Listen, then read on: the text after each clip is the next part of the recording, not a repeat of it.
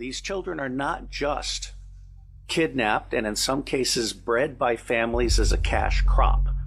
We have people in the United States of America that breed children in order to sell them. And when they are sold, they come without birth certificates, which means it's easier to kill them and have no one ask where they are. We're also importing children by the plane load. Again, children who have no documentation. It's not just child slavery or child sex abuse. It's also child torture, because you have adrenalized blood. You have the whole blood drinking ceremony of the satanic world. It's also the use of children for harvesting body organs. And then you have ritual ceremonies and ritual murder, as well as incidental murder. But there are several hundred satanic groups across the nation that practice human and animal sacrifice. In all walks of life, doctors, lawyers, airline pilots, educators. I have been told of one superintendent of schools who's a practicing Satanist.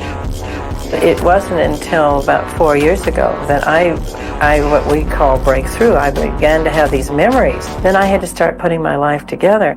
High time to gather together and not let those killing children to get away with it any longer. How else are we ever going to have the peace on earth that we deserve? For the sake of any soul that they have left, we must mete out the appropriate justice that each one deserves, or it will just go on and on. Consciousness is the only elegant solution to create a system that can do this automatically and generationally, and to control those with the most to offer. Psychopaths love the light as long as they can control it, use it, abuse it, and own it. That's what pedophilia and child abuse is. Meanwhile, untreated pedophilia leads to wolves in sheep's clothing, and the sheer numbers of victims is staggering. And these people are only discovered after harm has been done. To survive in a nation of sheep, ruled by wolves, owned by pigs, you must become a lion. Because every child that is abused by a government is one child too many.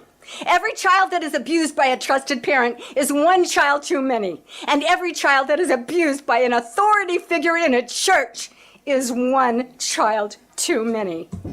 The good news is that this all ends when people start telling their stories. Only then can we see that they're all the same story. We are the jailers and the liberators, and by jailing key people right away, we can liberate ourselves.